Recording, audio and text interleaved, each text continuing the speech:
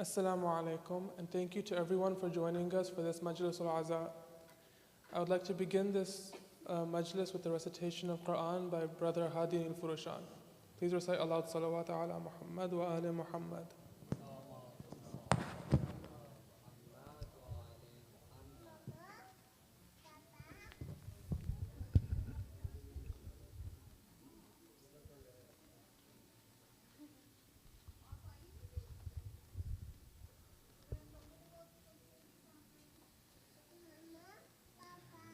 أعوذ بالله من الشيطان الرجيم بسم الله الرحمن الرحيم والشمس والضحاها والقمر إذا تلاها والنهار إذا جلاها والليل إذا يغشاها والسماء وما بناها والأرض وما طحاها والنفس وما سواها فألهمها فجورها وتقواها قد أفلح من زكاها وقد خاب من دساها كذبت ثمود بالطغواها إذ انبعث أشقاها فقال لهم رسول الله ناقة الله وسقياها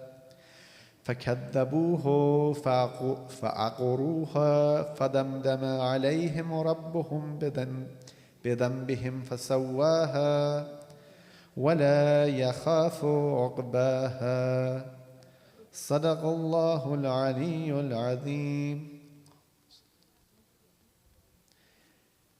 In the name of Allah, the All-Compassionate, the All-Merciful, I swear by the sun and its brilliance, and the moon when it follows the sun, and the day when it shows it, and the night when it draws a veil over it, and the heaven and him who made it, and the earth and him who extended it, and the soul and him who made it perfect. Then he inspired it to understand what is right and wrong for it. He will indeed be successful who purifies it, and he will indeed fail who corrupts it. Samud gave the lie to the truth in their inordinacy. When the most unfortunate of them broke forth with, so Allah's apostle said to them, leave alone Allah's she-camel and give her to drink. But they called him a liar and slaughtered her. Therefore their Lord crushed them for their sin and leveled them to the ground. And he fears not its consequence. Salawat.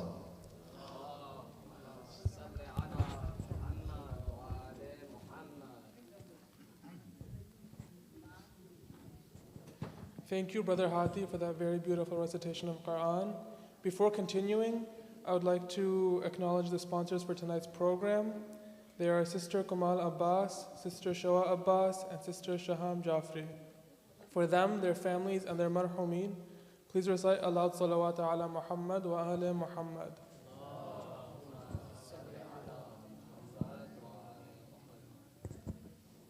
Next, I would like to call Masuma Hassan for the recitation of some poetry. Please recite aloud salawat.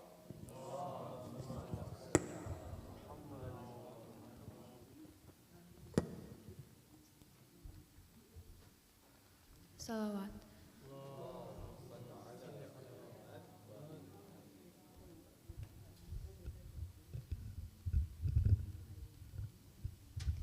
Assalamu alaikum.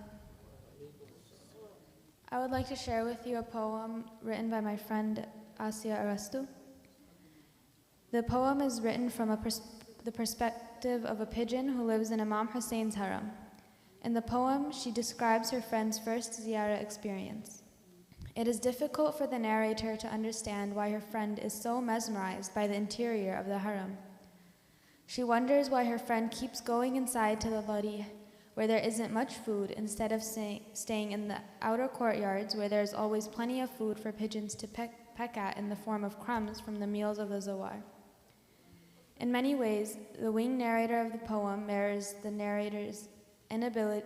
my own ability to fully appreciate the presence of my Imam, my inadequate understanding of who he is, my reluctance to make sacrifices for his sake, and my struggles to connect with him on an emotional and ultimately a spiritual level.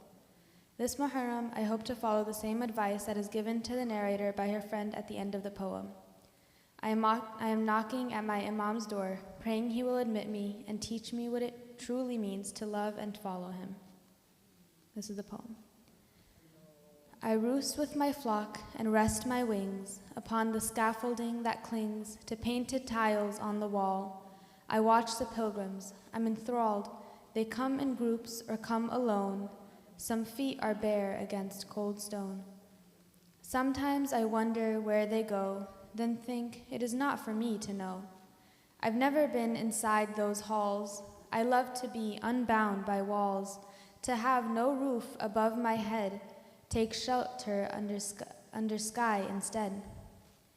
I know one friend who strayed inside, got swept up by the human tide, and swooped between the flaps of curtain to realm unknown and fate uncertain. Trapped, she grew too weak for flight, dazed by mirrors that split the light from chandeliers into silver shards, more dazzling than the sun, moon, and stars. She thought she'd never make her way out, overcome by fatigue and doubt, unable to trust her gut anymore. Each door led to more halls and doors. Soon she lost all track of time. She must have glimpsed something sublime, something that words cannot convey, because she said there came a day when she saw a way out but chose to stay.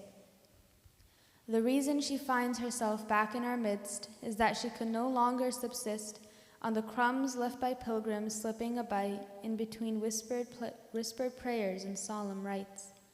She returned to our courtyard with ravenous zeal to feast on the pickings from dozens of meals taken place on weather-worn rugs every day where pilgrims eat and rest and pray. But she didn't stay here where she belongs. She seemed to us changed, willful, headstrong, her ears deaf to me, tuned to some distant song. To this day, she never stays with us long. Always she is drawn back inside, like the distant moon compels the tide. While hunger permits, there she remains, till it drives her from her new domain. At last I ask her, what makes you stay while you struggle to keep your hunger at bay? Why give up the sun, the sky, your flock, a table spread, always well-stocked, with morsels pilgrims leave behind? In your lonely forays, what do you find?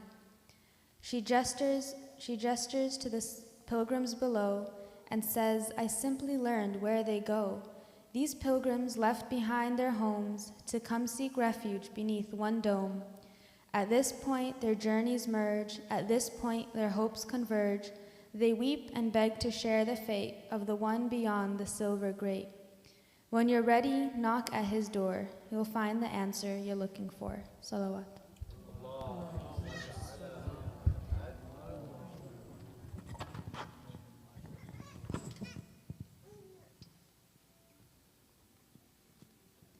Thank you, Masma, for that very thought-provoking poem. I would now like to call Muhammad Ibrahim for an English salam. Please recite aloud salawat.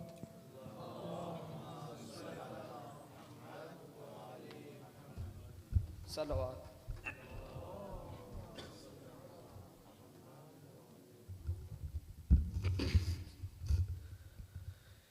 Ilayya, ilayya sakina. Ilayya, ilayya bunayya. Ilayya, ilayya sakina. Ilayya, ilayya bunayya. Running through the desert, she heard her father say, my daughter, my dear, let me show you my way. The night is dark, my love, I don't want you to stray. Ilayya, ilayya sakina. Ilayya, ilayya bunayya. Ilayya, ilayya sakina. Ilayya, ilayya bunayya. Why are your ears bleeding? Why is your dress burnt? I see your cheeks are blue now. Why have you pale turned? My arms are lying open, in them please return.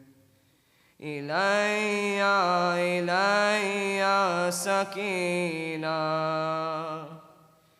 Ilayya, ilayya bunayya. Ilayya, ilayya sakina. Ilayya, ilayya bunayya. Let me caress your cheeks, let me caress your ears. Come, I'll put you to sleep, your Baba is here. Sakina, my love, let me rid you of your fears. Ilayya, ilayya sakina. Ilayya, ilayya bunayya. Ilayya, ilayya sakina. Ilayya, ilayya bunayya. Now that you're sleeping on my chest, I'll sing a lullaby. There is a little princess who'll in a present die. She'll then be with her Baba, to heaven they shall fly. Ilayya, ilayya sakina. Ilayya, ilayya bunayya. Ilayya, ilayya sakina. Ilayya, ilayya bunayya. The dungeon will be frightening, the darkness will be cold. No matter what happens, her Christ she'll need to hold. Their slaps and their anger will be uncontrolled. Ilayya, ilayya sakina. Ilayya, ilayya bunayya. Ilayya, ilayya sakina. Ilayya, ilayya bunayya. Then one day in your dream you'll hug me once again. That will be the end of your suffering, your lament. Sakina, my baby, then we will meet again. Ilayya, ilayya sakina. Ilayya, ilayya bunayya. Ilaiya Ilaiya Sakina Ilaiya Ilaiya बुनैया Salawat.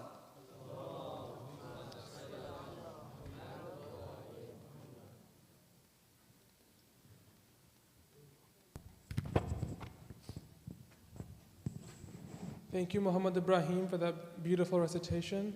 We will now have some poetry by Babar Mahdi. Please recite aloud salawat ala Muhammad wa ala Muhammad.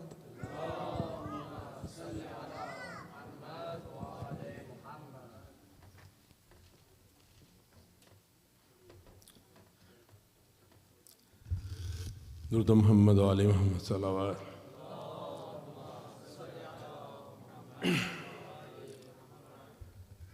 माँ कहती थी उठ जाग मेरी जान सकीना माँ कहती थी उठ जाग मेरी जान सकीना उठ घर को चले खुल गया जिंदान सकीना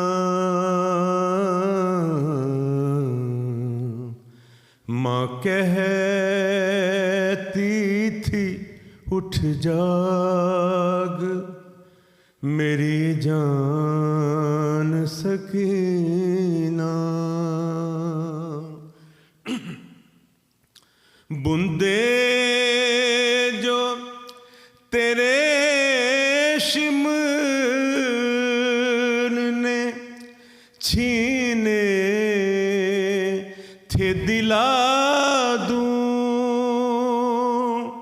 एक नन्ही सी चादर है तेरे सर पे उड़ा दूं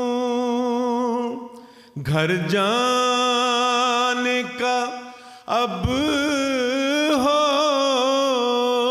गया सामान सकीना माँ कहती थी उठ जाग मेरी जान सकीना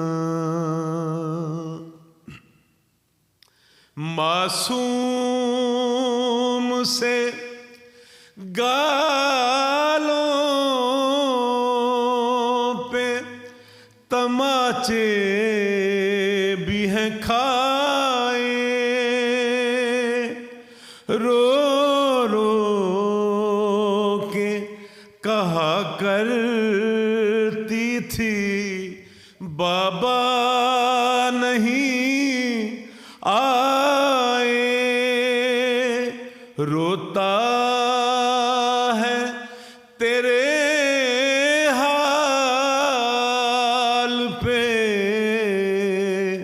जिंदान सकीना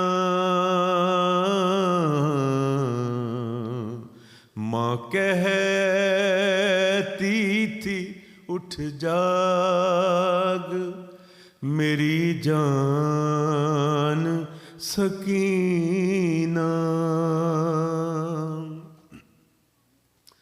अरमान बहुत तुमको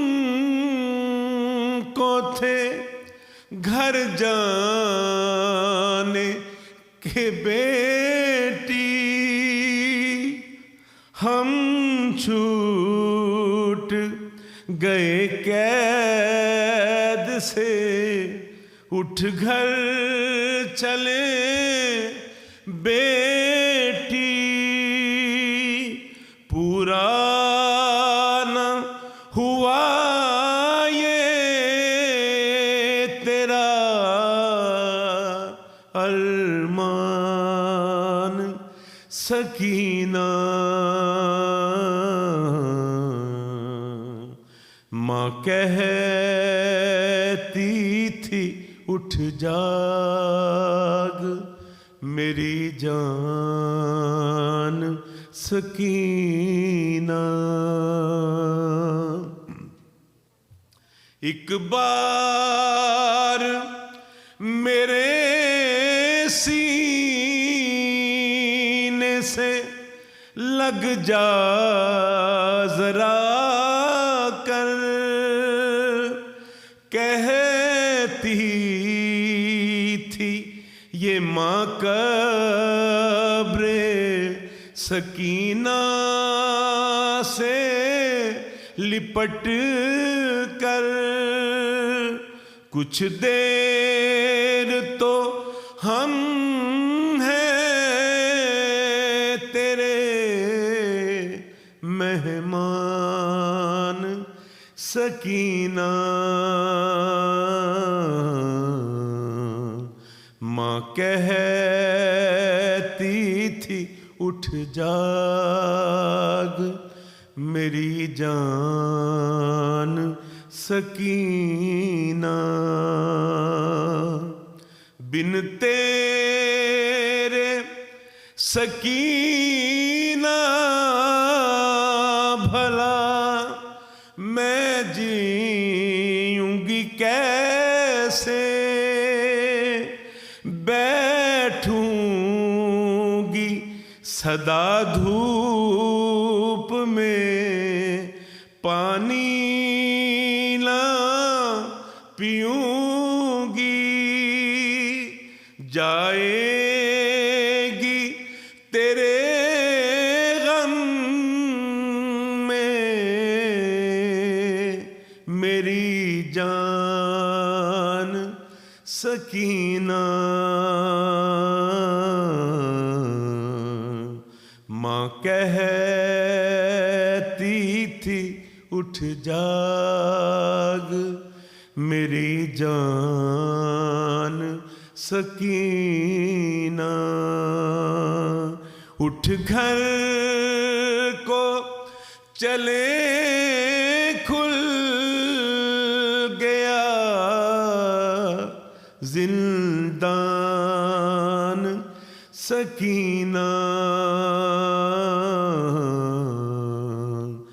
माँ कहती थी उठ जाग मेरी जान Sakina.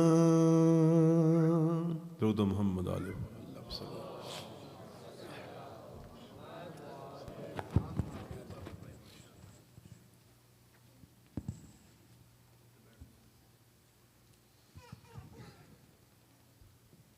Thank you, Babar Mahdi, for that very beautiful recitation of poetry.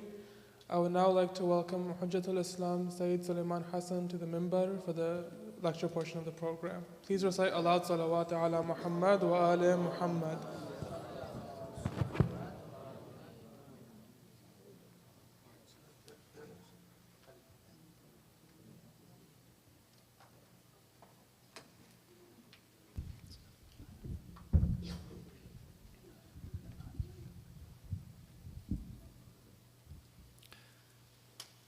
صلوا على محمد وآل محمد.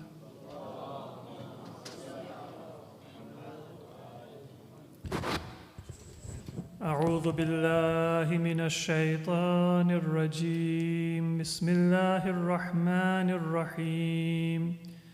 الحمد لله رب العالمين بارئ الخلائق أجمعين، والصلاة والسلام على سيدنا ونبينا أبي القاسم محمد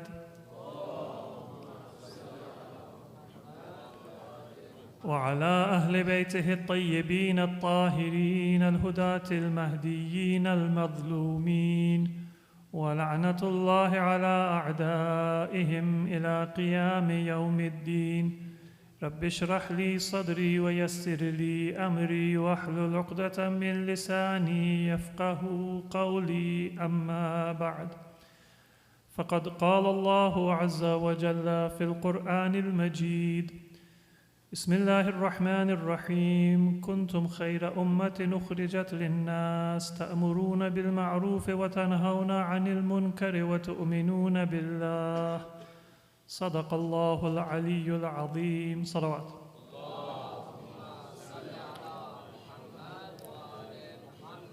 Respected ulama, dear brothers and sisters, Assalamu alaikum wa rahmatullahi wa barakatuh. Before I begin today's Majlis, I would like to remember the marhumeen of our sponsors and request all of us to recite a Surah Fatiha for the marhumeen whose names I will mention, as well as the deceased members of your own families and our community, in particular for marhum Sayyid Mahmoud al-Hassan Ja'fari, Ghulam Sibtain, Mirza Asghar Raza Beg, Sabra Begum, Kaniz Zahra, and Nighat Begum. For these deceased believers and for all marhumeen, please recite Surah Al-Fatiha after Salawat ala Muhammad wa Ali Muhammad.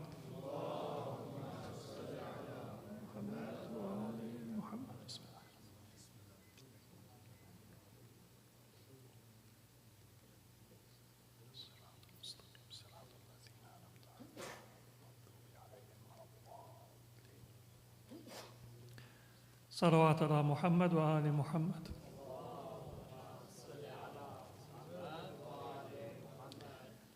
Allah subhanahu wa ta'ala says in verse 110 of Surah Ali Imran, Kuntum khayra ummah ukhrijat linnas. You are the best ummah, and ummah can be translated as nation or community, that has been brought forth for humanity. Because ta'amuruna bil ma'ruf, you command what is good. Wa tanhawna 'anil munkar, and you forbid what is evil. Wa tu'minuna billah, and you believe in Allah. You have faith and reliance on Allah subhanahu wa ta'ala. This, in short, is the identity and the attribute of Islam and those who are followers of this religion. It is the defining characteristic of our faith. And in our Majlis yesterday, I mentioned that there are different commentaries about how to understand this verse. One view ties it to the past, to the origin of Islam, because in the initial phase of Islam, those people who accepted the call of the Prophet, they were willing to sacrifice their safety and their well-being and even suffer harm from their tribe, from their family, from their neighbors, from the polytheists in their community because of their faith. And so there was a sincerity and a greatness that gradually became diluted as more and more people entered into the religion for various reasons. There were still some who were very sincere, but then there were many people who were born Muslim and they wore that affiliation very lightly. When they felt like it, they would come to the masjid. And then when they didn't feel like it wasn't that important. Seasonally, maybe they would practice, and then when that season passed, Muharram passes, the month of Ramadan passes, then they might not be very visible to the community, or they might not be very careful even about their individual practice. So that is one understanding, and it is valid in its own right. But when something is the identity of Islam, when it is the defining attribute of Islam, then it cannot be limited to one time over another. And so sometimes an attribute may be more visible or less visible, but if it is a defining attribute, then it will always be present within this ummah, within this religious community. And that is what Surah Al-Imran is speaking of. That Islam is not just a series of rituals and practices. It is not just a series of beliefs or an ideology that we study and understand and then we sign and say that I subscribe to these beliefs, that there is one God, that He is the Creator, that He sent messengers, that He sent scriptures for human guidance, that He created angels, He created heaven and hell. All of that is part of Islam, but it is not the essence, and it is not the reality or the defining attribute of this faith. Similarly, it is not the do's and the don'ts. That's often something that first comes to mind when people think of Islam. If I were to accept Islam, then it means that I'll have to give up some of my fun habits. There are people sometimes who they read the Quran, they look at the biography of Prophet Muhammad sallallahu alaihi wa they enter into conversation with their Muslim friends or co-workers, and they are on the fence. They say that this theology makes sense, this scripture makes sense, but wearing hijab is not that easy. Committing to pray 5 times a day is not that easy. Committing to eating halal is not that easy. It seems like it is a little bit of a burden. And so there are some people who they think of Islam as a certain series of do's and don'ts, whether they are considering whether to become Muslim, or maybe they were born and raised within a Muslim family in a Muslim environment, but then their relationship to the religion is based on those do's and don'ts that they may have grown up thinking are the most essential part of Islam. Islam has doctrines that Muslims believe in, and Islam has practices that Muslims are to follow. But if we want to see what is the nature and the essence of Islam as a whole, then it is not just limited to those beliefs or those practices, but it is far deeper and far more profound than that. And we have a hint of that in this verse of the Quran, Kuntum khayra ummah. What makes this ummah the greatest ummah is that it has a message and a benefit for humanity, for society. When the Quran says an-nas, it's referring to humanity at large, and not just to the body of people who believe in God or believe in Prophet Muhammad sallallahu alaihi wa alihi, or who follow Ahlul Bayt as their imams and their infallible guides. And in this way we can understand that this verse of the Quran relates not just to the past and the origin of Islam, but it also relates to the destiny and the eventual triumph of Islam. Because if Amr bil Ma'ruf is not going to result in the fulfillment of goodness throughout society and throughout the world, and if Nahi anil Munkar is not going to culminate in the elimination of evil and injustice from all the world, then that greatness and that potential of Islam will remain incomplete and unfulfilled. It's kind of like if I say that this society is the best society because they take care of their needy and their vulnerable members. And so we built the best hospital so that people have access to health care. But then those who are homeless and those who are needy, they don't actually have any way of getting to the hospital, and they are not actually able to achieve treatment.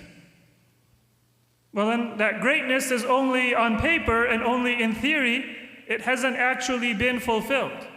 So if Allah says that your greatness lies in the benefit that you give to humanity, the greatness of this ummah, and the fact that this ummah is the very greatest of all religious communities, is because of Amr bil Ma'ruf and Nahi anil Munkar. The Quran is not saying simply that you built the hospital, whether or not people get treatment. The Quran is not saying that you simply passed a bill in the government that says everybody should have access to housing or schooling or enough sustenance to be able to go to bed without being hungry or worried about their basic needs. But rather the Quran is saying that that promise is also meant to be fulfilled. That potential is meant to be accomplished. And so this verse is speaking, yes, with a hint to the origin of Islam in those days when the Muslims were few and far between, and everyone who accepted Islam did so with the utmost sincerity.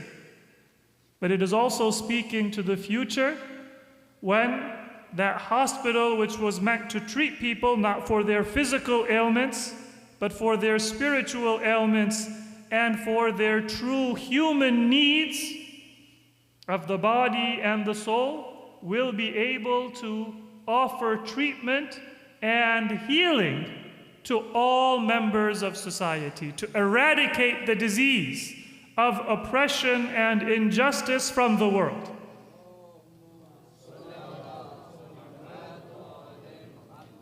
And if we want further substantiation of that, then the Quran repeats, هُوَ الَّذِي أَرْسَلَ رَسُولَهُ بِالْهُدَى وَدِينِ الْحَقِّ لِيُظْهِرَهُ عَلَى الدِّينِ كُلِّهِ. The reason why Allah has sent His messenger with guidance and with the true faith is so that it will accomplish that purpose of establishing truth and justice in every corner of the world. So it is not just a message which is contained within the Quran, but it is a message which is meant to triumph and to actually be applied within society. Now, if that is the essence of our faith, if that is the reason why Allah subhanahu wa ta'ala has given a special virtue to the Muslim community, then we have to examine ourselves and see within our practice of this religion how much concern do we have for this principle of establishment of justice, of supporting those who are oppressed, of advocating for righteousness and fighting against injustice and evil within our societies. In many cases, if we look at our practices, we will find that we have limited our own horizon. One example is these Majlis and these gatherings of remembrance for the martyrs of Karbala, and in particular for Imam Hassan alayhi salatu wassalam.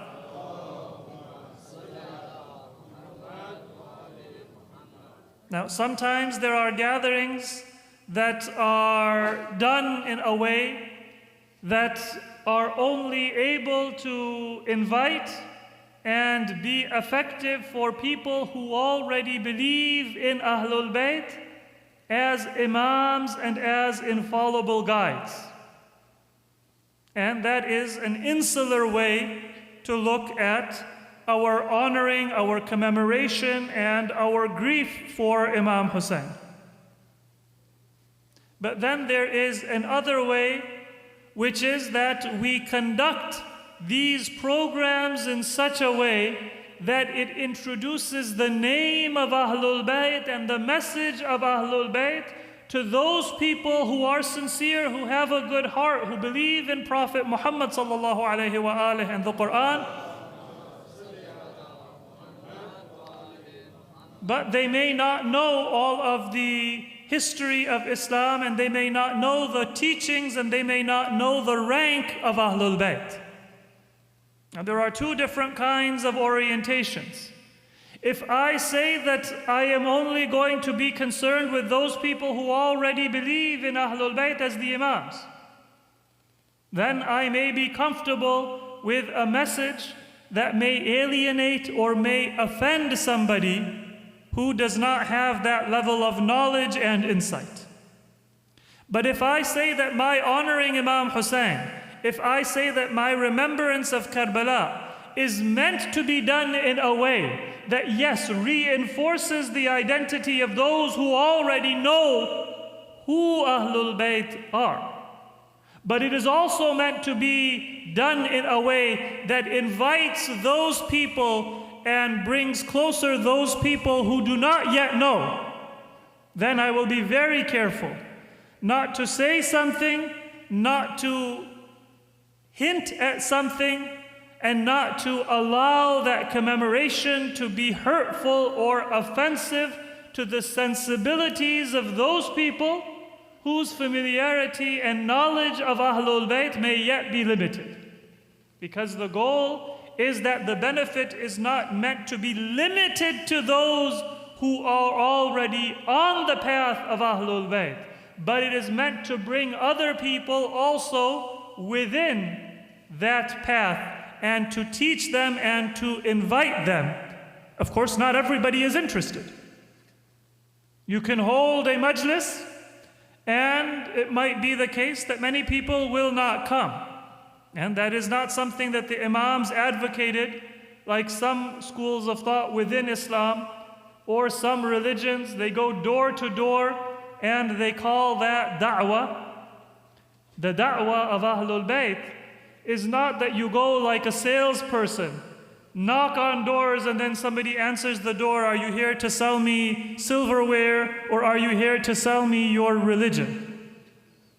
The da'wah of Ahlul Bayt is that when somebody comes and asks, then your worship, your community, your center should be such that it is ready to invite and it is able to reflect the values and the teachings that you speak about and that your Imams taught. At the very least, we should have that attribute within our community. If somebody new comes in, they shouldn't say, I went to the masjid, nobody asked me my name, nobody cared to introduce themselves to me, to find out, to exchange numbers. I came a stranger and I left a stranger, and I don't know if I will come back. That is not something that invites people and attracts them to the path and to the teachings of Ahlul Bayt alayhimus salatu wassalam. So from this verse of Surah Al Imran, we learn what is the attribute or the nature of the Islam of Muhammad wa Ali Muhammad alayhimus salatu wassalam.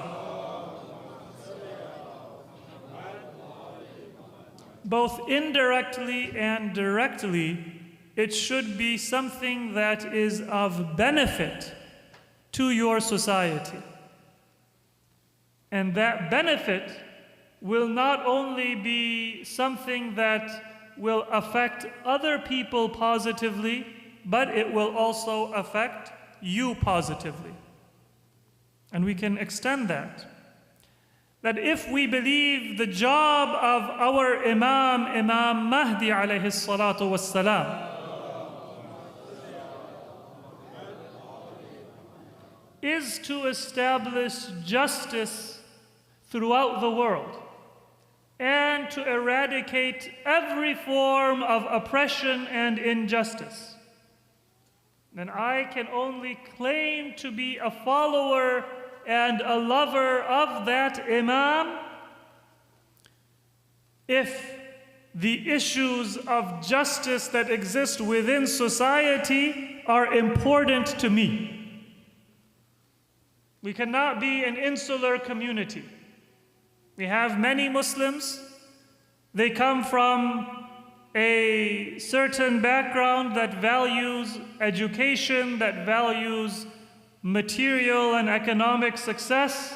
And so within maybe their family, within their immediate community of friends and acquaintances, there are certain problems that seem like they are not relevant to me or to anybody I know.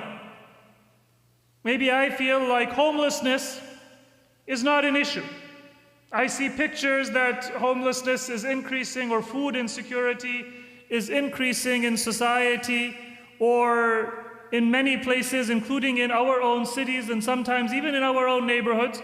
But I think, well, I don't have that problem. Nobody I know has that problem, so it's not relevant to me. Sometimes we think that certain issues, they belong to other religious communities, or they belong to other nationalities or other ethnicities or other races.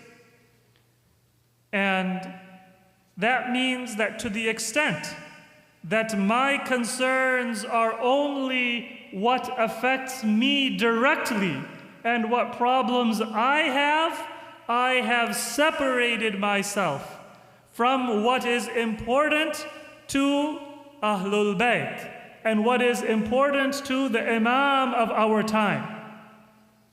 Because from what we have learned of every one of our Imams, from what we know of the du'as of Imam Mahdi alayhi salatu wassalam,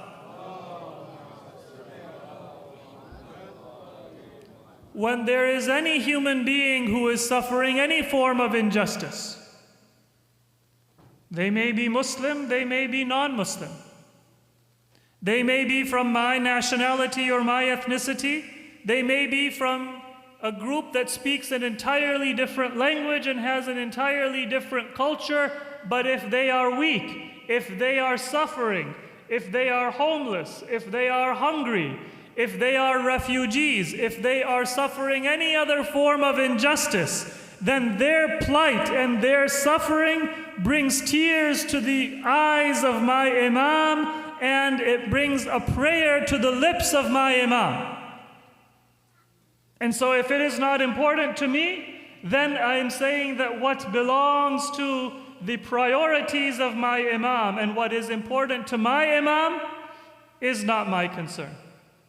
That is a separation and a distance between me and Ahlul Bayt.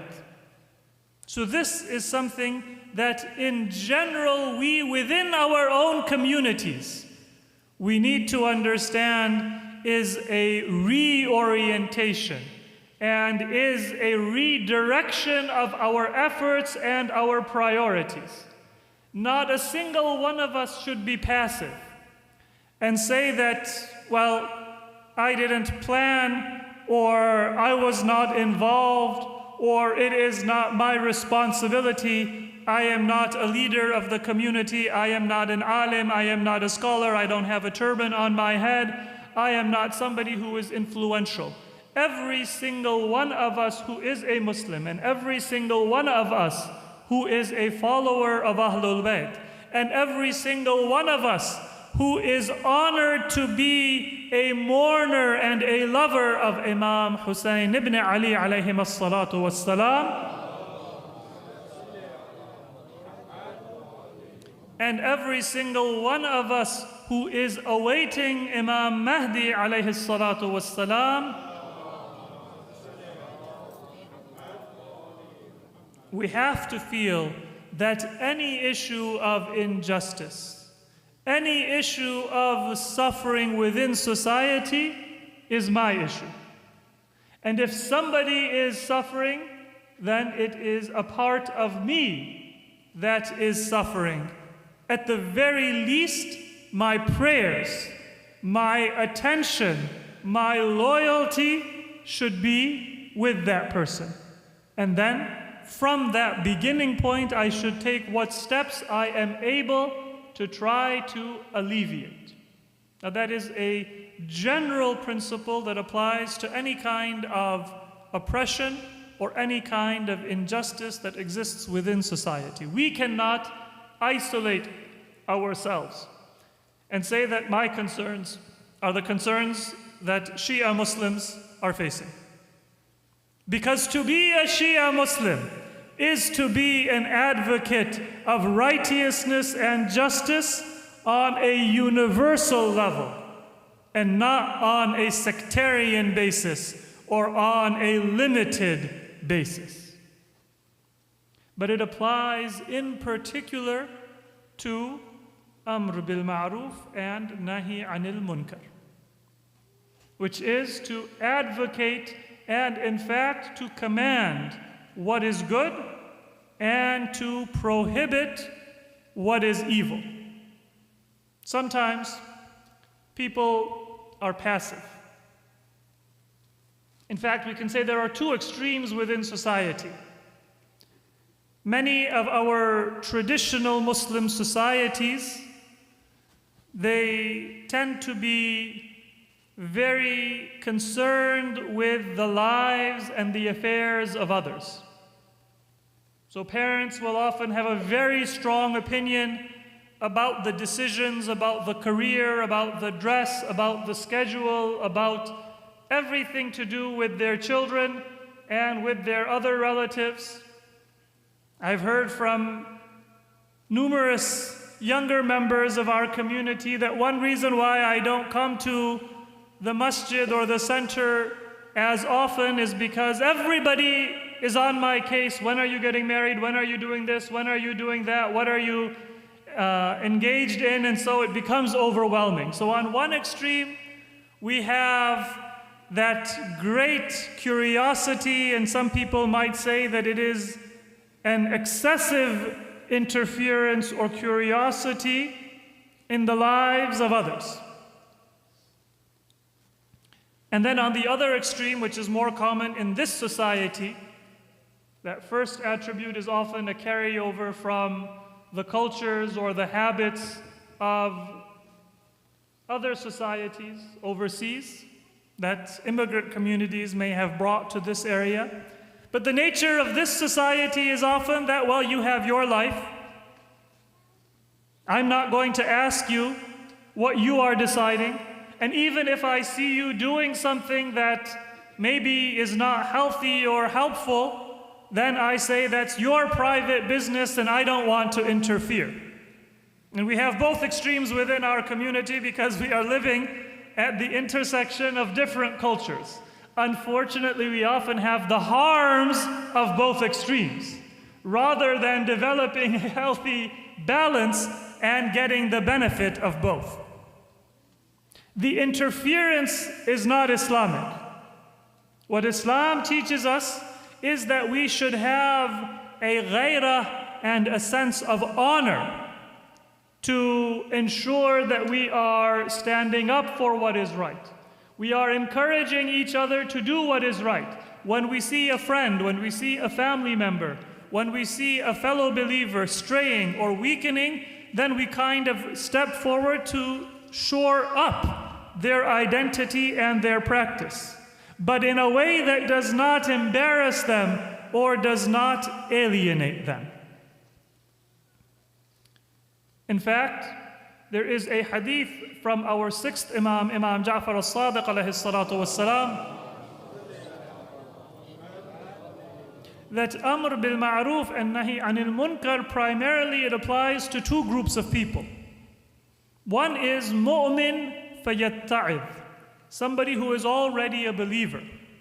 And so they are already affirming that I am on this path. I don't want to do something haram. I want to do that which God has commanded. They've already told you, for example, that I want to maintain healthy habits. And so now when you remind them, you are not embarrassing them. You are not putting them on the spot. You are not alienating them, but you are helping them develop the willpower and the strength to do what they already have affirmed they want to do. And there is a general principle within Islam that comes especially from Ahlul Bayt, because there is a principle and a hadith narrated by some members of the Muslim community outside of the school of thought of Ahlul Bayt, that the first step when you see something evil is to change it with your hand. And if you can't change it with your hand, then you change it with your tongue. And if you can't change it with your tongue, then you have to change it at least within your heart and feel that it is evil, and that is the weakest level of faith. Some of you may have heard that hadith attributed to Prophet Muhammad sallallahu alaihi wasallam. But the methodology taught to us by Ahlul Bayt is the direct opposite. That when you see an evil that is being performed, or you see a good deed that is not being performed, then your strategy is that you take the softest approach that can have a positive effect.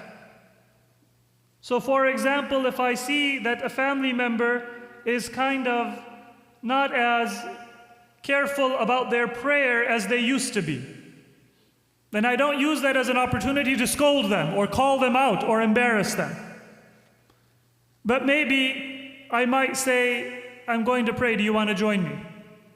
Or maybe I'll say that, I was thinking of going to the masjid and then going out to eat. Why don't you join me? It'd be nice to try out this new restaurant. So now I'm inviting them to come through the masjid also to have a meal. So whatever way is the softest and the easiest way, that will be what you are required to do, and it is prohibited to say or do something more harsh than the minimum that is able to bring about a positive effect. And if I know that saying something is not going to have an effect, then I don't say anything just to get it off my chest, because sometimes it can backfire and it can make it more difficult for that person to do what is right. So from Ahlul Bayt we have the opposite teaching. See what is the harm that that person is embarking on, the evil that they are doing, and then do the softest form of guidance or advice. If you can say something with just a smile or a frown, or for example, if somebody is gossiping and you just show that you're not interested. You don't say, tell me the juicy part. You change the subject. Then you can't scold them or put them down. And if that's not enough, then you say, hey, let's change the subject. And if that's not enough, then you say something a little bit more direct, the minimum that brings about that effect. So on the one hand, Islam says that we should not be nosy. We should not interfere in the lives of others and make them feel like they have no privacy and no dignity. But on the other hand, and this is the extreme that we find within this society, we shouldn't say that that is their business and it is not my concern and it is not my responsibility. There is a very beautiful and thought-provoking hadith for those of us who come from that individualistic society. And this is from our sixth Imam, Imam Ja'far al-Sadiq alayhi salatu wassalam. Now this hadith raises many questions, and because we are coming close to the time of Maghrib, I will not have the opportunity to explain it in detail. Maybe a future opportunity we will be able to do so. But many of us, we have this assumption that what my brother does, what my sister does, what my cousin does, what my friend does, what my fellow believer does, that's their business. We are embarrassed, we are afraid to say anything or to get involved. So it is narrated from our sixth Imam, the hadith is found in Usulul Kafi, that Allah sent two angels to punish a society that was filled with evil and corruption. You know that in previous nations, there were sometimes a general punishment that came, an entire city or an entire civilization was destroyed by Allah for their evil. So 2 angels of punishment were sent, and when they came down to that city, they found that there was one believer who was engaged in a very beautiful and eloquent and a very heartfelt dua. And so one angel said to the other, "But do you not see this person is engaged in worship?" And the other angel said, "Well, we should do what Allah has commanded. I'm sure Allah didn't forget." The first angel said that, "No, I can't do that without going back to Allah and asking Him." The question that comes is that angels do not disobey Allah subhanahu wa ta'ala, so what is this conversation or this hesitation? And we'll have to leave that discussion, inshallah, for a future time. But according to the narration, that angel went back to Allah and said that, "Oh Allah," not with an objection, but a question, that, "Oh Allah, you told us to destroy this city, but in that city is somebody who is engaging in very sincere and heartfelt and beautiful dua." And Allah said, "Go back and destroy that city, including that believer, because that believer, although they are worshiping themselves, they never once so much as frowned at the evil and the injustice and the sins that are being committed around them." So there should be a sense of responsibility. There should be a sense that if other people are suffering, then I should make sure that I stand up and I do what I can to rectify those wrongs. I remind us of this, and I remind first of all myself, because too often we become insular and we think only about ourselves, and we think about our family, and we think about those people who are already followers of Ahlul Bayt, and we don't have any kind of concern for issues that go beyond that very narrow horizon.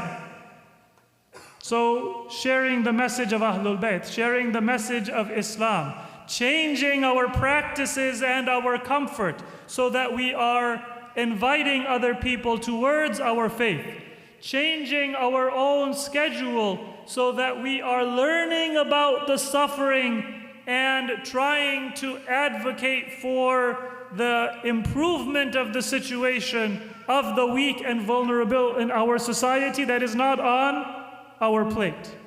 That is not on our horizon. And if we are followers of Ahlul Bayt, if we are true lovers of our Imam, then these need to be our concern, because we are not just an ummah that is trying to get to paradise. Kuntum khayra ummatin ukhrijat linnas. We are the followers of that ummah, referring first and foremost to the Imams themselves, whose benefit is there for all of humanity. And we are also to be concerned with the suffering and to be working for the upliftment of all of humanity. And that, in essence, is the struggle of Imam Hussein. Many people came to Imam Hussein with sincere advice that, "Oh Imam, don't go to Kufa. That city is going to cause so many hardships, and we fear that you will be martyred." Some people, they came to the Imam and they said that you have Shia and you have followers in Yemen. And if you've studied the history of Yemen from that time until today, it has been unconquered.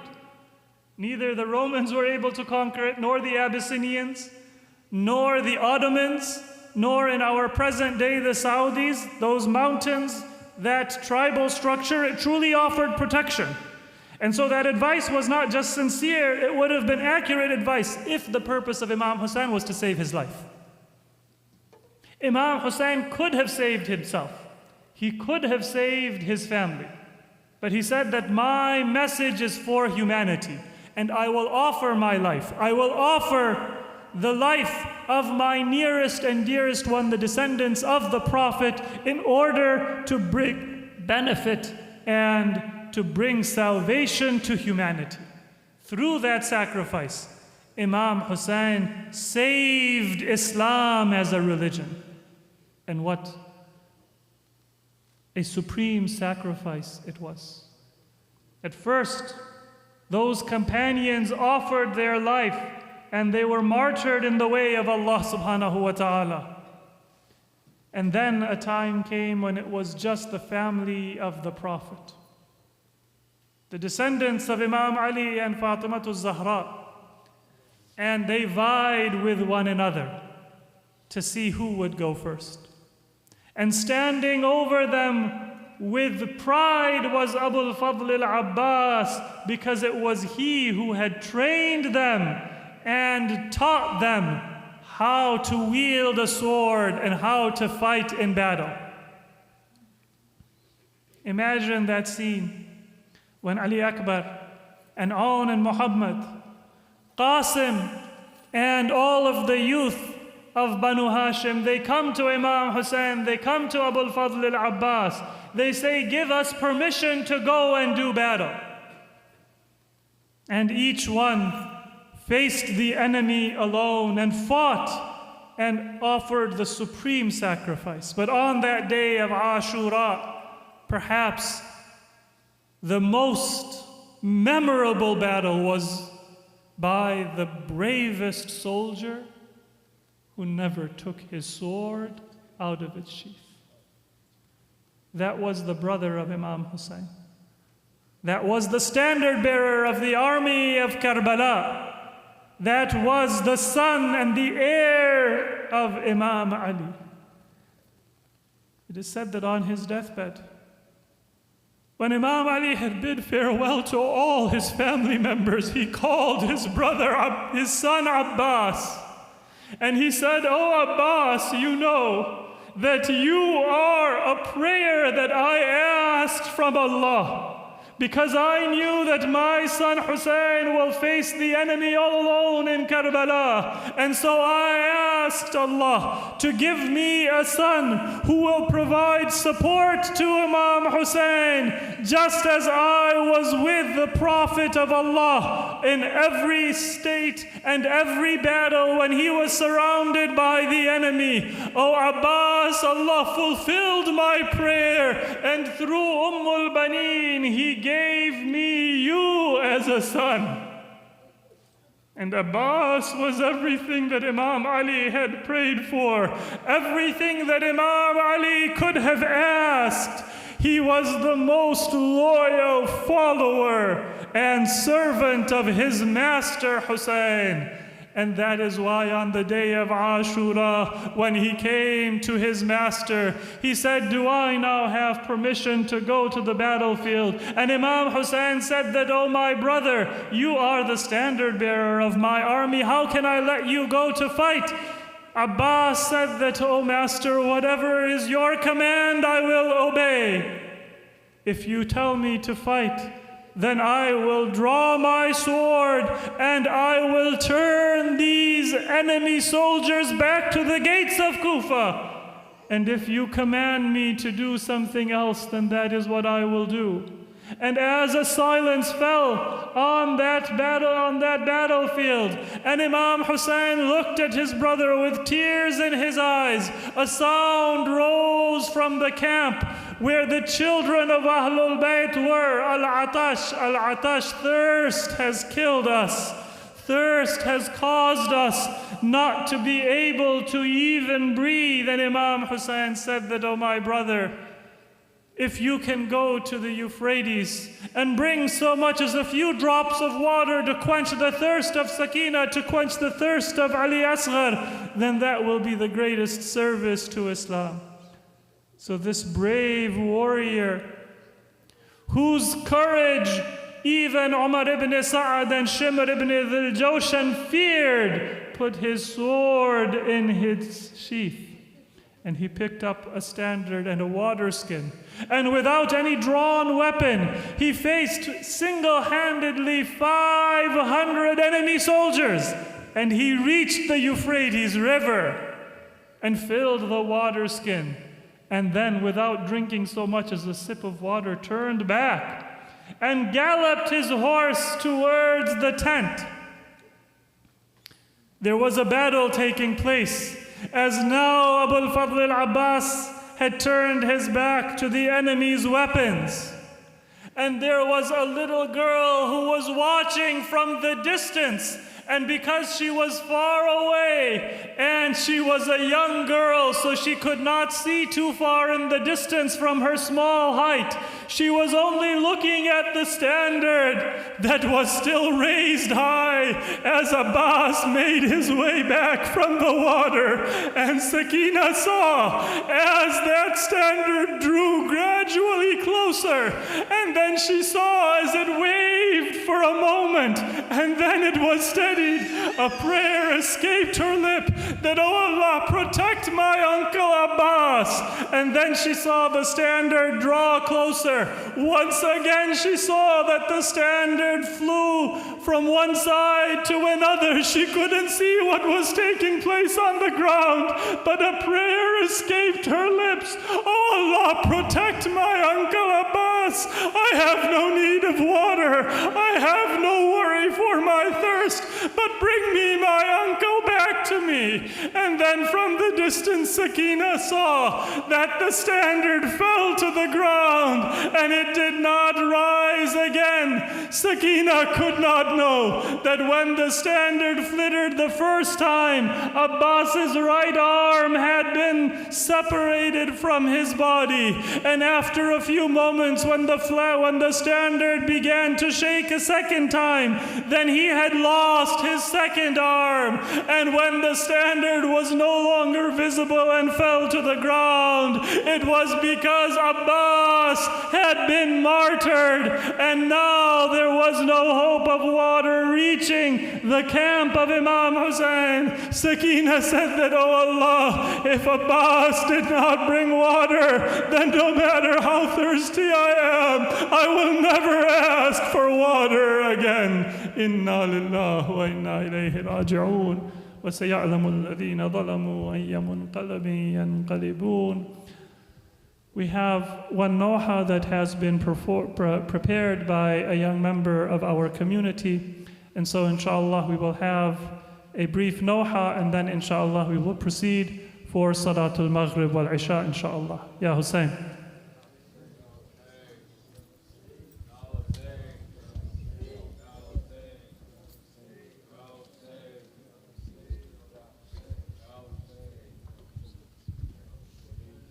Ya Hussein, Ya Hussein, Ya Hussein, Ya Hussein. Mothers, the mothers of Karbala.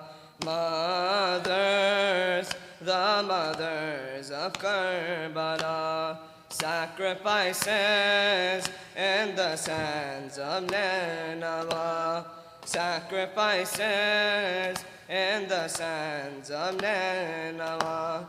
To the father of Akbar, Layla cried, "Where's my soldier?" The image of Sarwar, young and so honorable, brave like Haidar.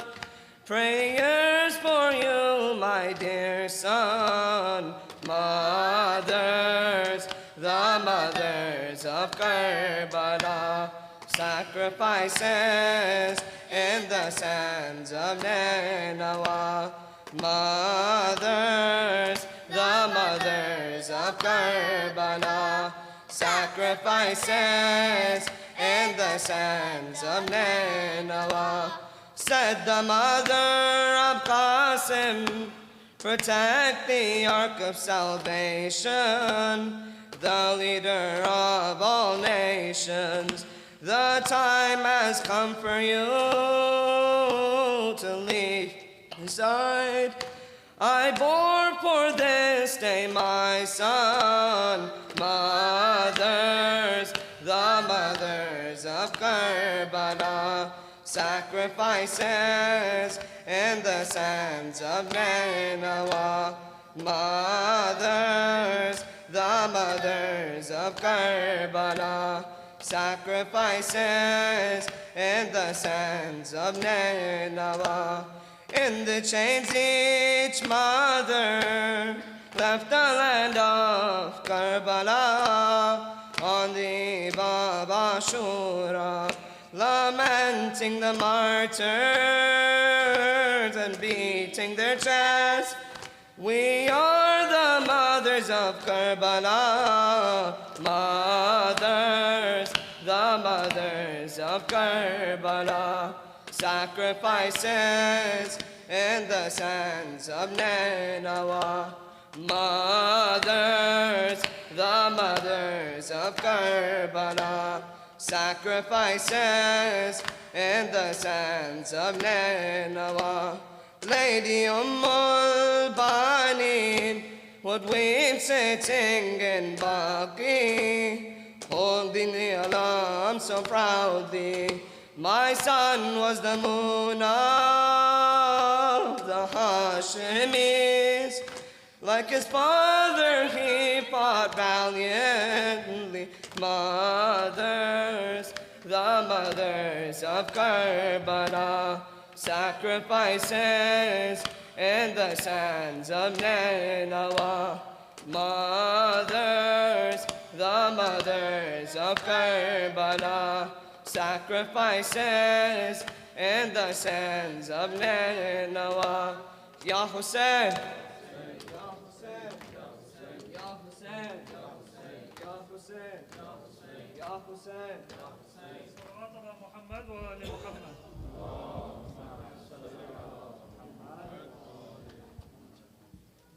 So brothers and sisters, it is time for Salatul Maghrib. Those of you who would like to do wudu, please go